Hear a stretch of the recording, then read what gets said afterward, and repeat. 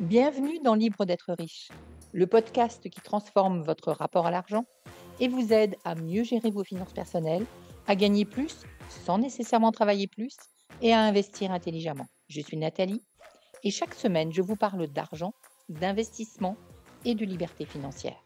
Libre d'être riche, c'est tous les mercredis. Alors, installez-vous pour un nouvel épisode. C'est parti!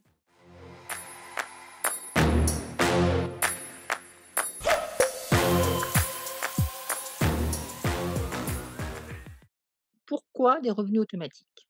Pour démarrer, je voudrais vous poser 3 questions. D'où tirez-vous vos revenus aujourd'hui? Êtes-vous salarié ou indépendant? Combien de sources de revenus avez-vous? Si vous êtes salarié d'une entreprise, l'entreprise vous paye. Qu'est-ce qui se passe si votre job ne lui est pas nécessaire? Qu'est-ce qui se passe si l'entreprise disparaît, qu'elle fait faillite? Est-ce qu'une entreprise continuera à vous payer si elle n'a plus besoin de vos services? Vous êtes autant que moi au courant que l'intelligence artificielle se développe et qu'un certain nombre de fonctions, y compris des fonctions à valeur ajoutée, vont disparaître dans les années qui viennent. Est-ce que l'entreprise continuera à vous payer? Vos revenus viennent de votre force de travail, du fait que vous allez travailler. Qu'est-ce qui se passe si cette force de travail disparaît? Il se peut que vous soyez malade, il se peut que vous soyez empêché parce que vous vous êtes cassé une jambe, il se peut que vous en ayez marre, tout simplement, ou bien, et c'est une chose qui arrive même aux personnes très valeureuses, que vous vieillissez et vous avez moins envie quand vous vieillissez, ou il y a des boulots qui sont moins faits pour vous. Vous tirez peut-être vos revenus de l'État. Revenus de l'État, c'est du chômage, c'est des allocations, allocations maladie, allocations familiales, allocations adultes handicapés, tout ça, c'est des allocations. Allocation vieillesse, on arrive à la retraite, c'est aussi quelque chose que l'État nous verse. Et même si vous êtes salarié de la fonction publique, vous dépendez de l'État. Vous n'ignorez pas que les caisses sont vides. En Grèce, les salaires des fonctionnaires ont été diminués de 10%. Même chose pour les retraites au moment de la crise grecque. Il pourrait se passer la même chose en France. Je vous ai demandé si vous étiez salarié ou indépendant. L'inconvénient du salariat, c'est que c'est quelque chose de très visible et vous êtes donc 100 exposé et vous êtes notamment 100 exposé aux impôts. Donc les premiers à payer des impôts sans pouvoir faire grand-chose contre ça, ce sont les salariés. Si vous êtes indépendant, l'exposition fiscale est moindre, mais par contre, vous êtes dépendant de vos clients et de vos compétences marketing pour vous vendre. L'un comme l'autre, il y a effectivement des dépendances. Je vous ai demandé combien de sources de revenus vous aviez. Une seule source de revenus, forcément, c'est dangereux. C'est un risque maximum si elle disparaît. Ma grand-mère disait, tu ne mets pas tous tes œufs dans le même panier. Je suis sûre que votre grand-mère disait la même chose. Ce que montrent ces 3 questions, c'est que 90 des gens de cette planète dépendent d'un système hyper fragile, même quand ils n'en ont pas conscience. Et que la seule vraie réponse à cette fragilité, ce sont les revenus automatiques. Alors un revenu automatique, c'est quoi? D'une part, c'est un revenu où vous n'êtes pas la centrale de production, où vous n'êtes pas la chaîne de production. Si vous êtes une usine et que vous produisez des voitures, vous avez une chaîne de production. Vous avez beau avoir des financiers, vous avez beau avoir des marketeurs, des commerciaux, si la chaîne de production est à l'arrêt, vous n'avez rien à vendre et donc vous faites faillite. Lorsque vous échangez votre temps de travail contre une rémunération, vous êtes la centrale de production. C'est le cas quand vous êtes salarié, c'est le cas quand vous êtes entrepreneur. La définition du revenu automatique, c'est lorsque vous n'êtes pas la centrale de production, donc ce sont des revenus hors exploitation qui fonctionnent sans vous. Alors c'est pas tout à fait vrai et surtout, c'est la deuxième chose, revenu automatique ou revenu passif ne signifie pas qu'on ne va rien faire. C'est pour ça que je préfère parler de revenu automatique à de revenu passif parce que les revenus passifs ont l'air de dire que, on n'a absolument rien à faire. C'est pas vrai. Mais ce qui se passe dans le cadre des revenus automatiques, c'est que soit vous allez mettre peu d'énergie et ça va donner de très gros résultats, soit vous allez mettre beaucoup d'énergie et les résultats vont s'étirer dans le temps. Exemple, vous écrivez un livre, beaucoup d'énergie, mais vous pourriez, si ça fonctionne, si vous êtes publié, si tout va bien, recevoir des droits d'auteur pendant longtemps.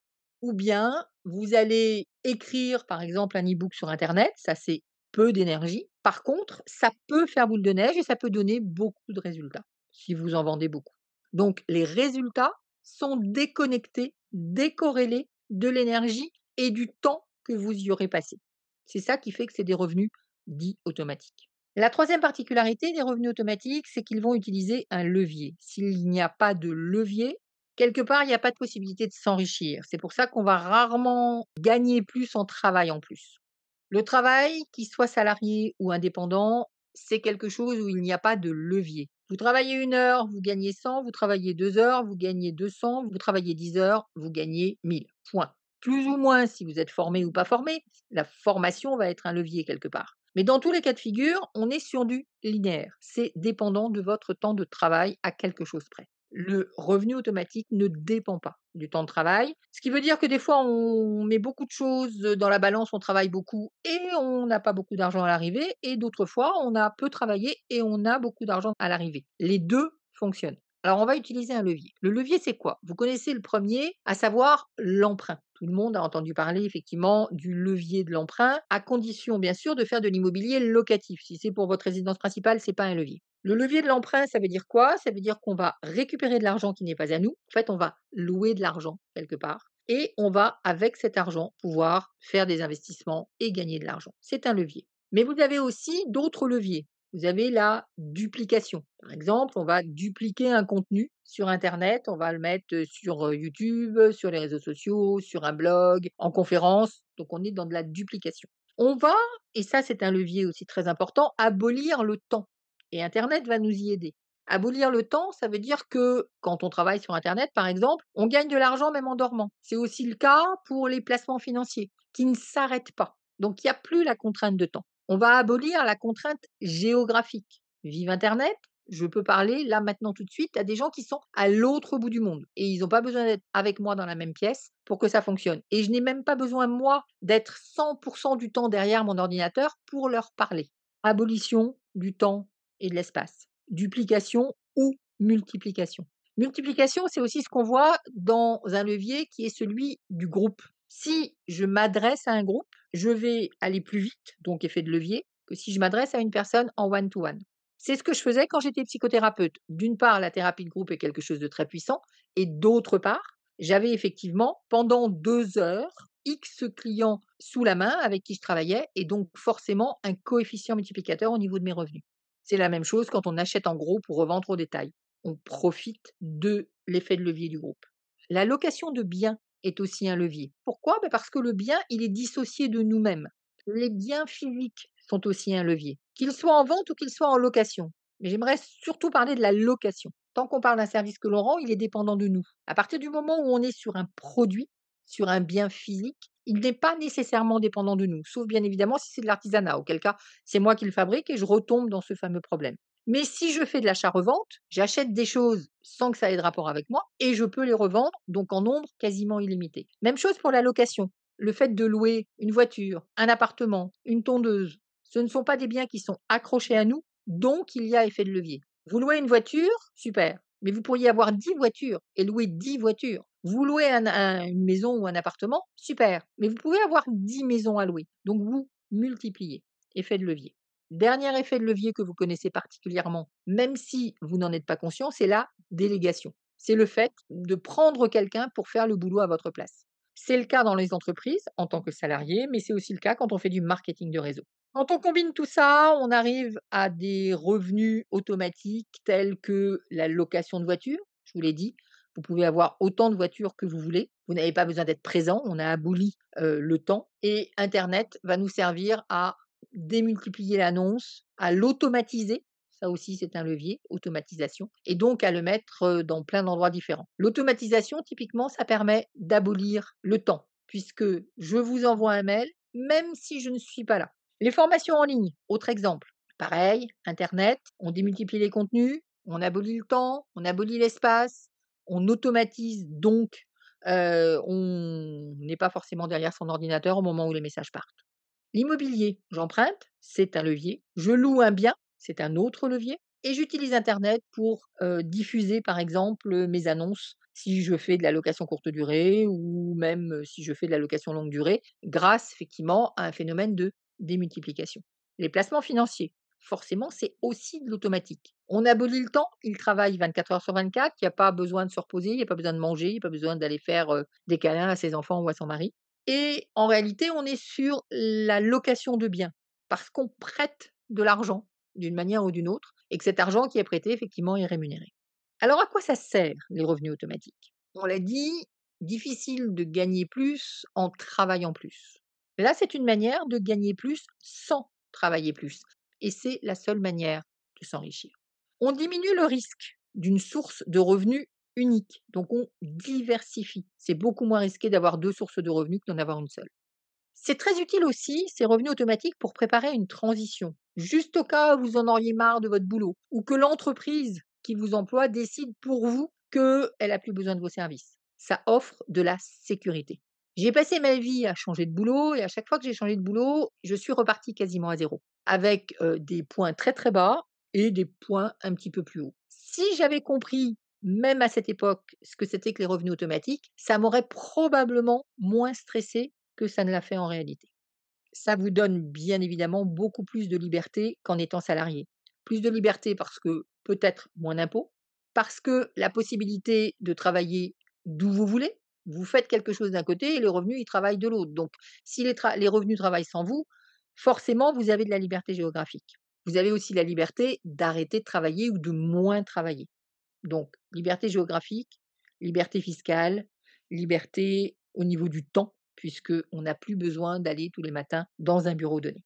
En plus, en termes de liberté, je vous rappelle que les revenus automatiques, ça ne s'arrête pas au moment où vous partez en retraite. Donc, ça donne de la continuité, y compris à un moment donné où vous allez peut-être vous retirer du marché du travail. Et puis, dernière chose, ces revenus automatiques, c'est peut-être la possibilité d'explorer d'autres compétences que vous n'aviez pas encore explorées et de découvrir une nouvelle passion. Par exemple, quand j'ai commencé à investir, j'ai investi dans l'immobilier et j'ai investi dans l'immobilier parce que je voulais assurer ma retraite, donc créer du revenu automatique pour ma retraite. Sauf que j'ai découvert que l'immobilier, c'était sympa et j'ai continué à investir et là, à la fois pour des raisons financières, mais aussi parce qu'aujourd'hui, ça fait partie d'une des choses que j'aime beaucoup faire dans la vie. Il existe 3 types de revenus automatiques. Il y a des revenus plus ou moins passifs, des revenus qui demandent plus ou moins d'argent et des revenus qui vont vous être versés sous forme de rente et d'autres qui vont vous être versés sous forme de plus-value. Alors plus ou moins passif, ça veut dire qu'on va y travailler plus ou moins. Les plus passifs, ce sont les revenus financiers. Problème, il faut avoir de l'argent pour placer de l'argent. Donc, ce ne sont pas ceux qui demandent le moins d'argent, mais ce sont vraiment les revenus les plus passifs. Un livret A, c'est du revenu automatique. Peut-être peu rémunéré, mais en tout cas, qui fonctionne sans vous. Il n'a pas besoin de vous derrière, il n'a pas besoin que vous soyez réveillé pour vous donner des intérêts. Si vous placez 1 000 euros, vous obtiendrez 1 024 euros aujourd'hui à la fin de l'année. Donc, vous aurez gagné 24 euros. Mais, et c'est le deuxième critère, ce ne sera pas sous forme de revenu, ce sera sous forme de plus-value. Donc, si vous ne ressortez pas les 24 euros, ils n'arriveront pas dans votre portefeuille. Donc, plus ou moins passif. Qu'est-ce qui est moins passif? Ce qui est moins passif, par exemple, ce sont les revenus Internet. Je ne connais personne qui réussit à vendre sur Internet pendant 1 an, 2 ans, 10 ans, sans y mettre un minimum d'énergie et parfois même un maximum d'énergie. Par contre, on peut démarrer quasiment sans apport. Donc, revenus plus ou moins passifs, qui demandent plus ou moins d'argent.